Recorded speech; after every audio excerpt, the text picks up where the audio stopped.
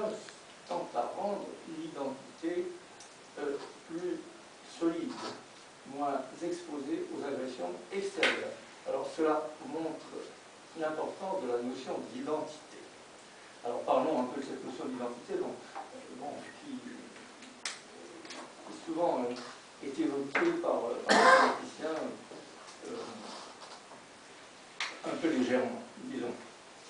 Alors, l'identité, c'est ce qui nous est donné par la culture. Alors, voilà.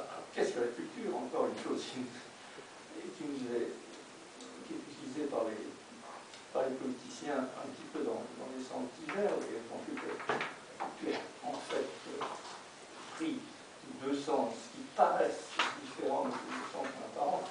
Le sens courant, qui est celui de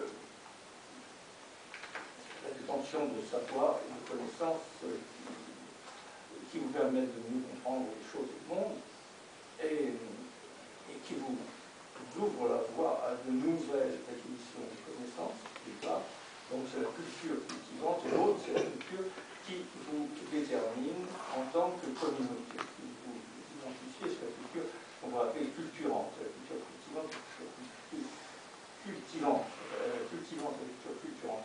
L'une est celle des gens ordinaires, l'autre est celle des anthropologues. Mais en fait, c'est une seule et même chose. Pourquoi? Parce que la culture, c'est tout d'abord le socle de mode de pensée et d'intellection qui est transmis à l'enfant dès son plus jeune âge, avant même peut-être sa naissance, où il entend sa mère, il entend le langage maternel, et il apprend déjà la langue maternelle avant d'être né, si j'ose dire. Donc, c'est un ensemble d'éléments transmis qui, au fil du temps, seront de plus en plus transmis et qui répondent chez l'enfant, chez toute personne, à un désir de réception, à un appel de cette transmission. Et cette culture qui se transmet est fatalement très vite critiquée par chaque individu du fait même de ses imperfections.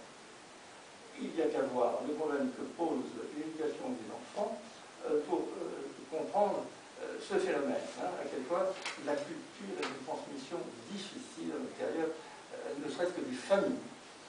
Tout l'ensemble des usages collectifs, il faut manger à cela, il faut faire ceci, cela, ça ne correspond pas toujours à la nature profonde de l'individu et il se révolte.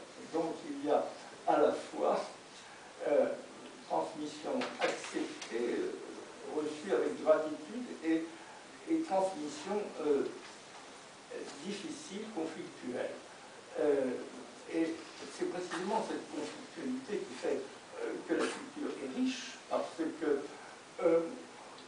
l'individu a tôt fait de se sentir emprisonné par sa propre culture, donc par son identité, et à rechercher à la développer par l'enrichir pour qu'elle corresponde plus nettement à son désir profond.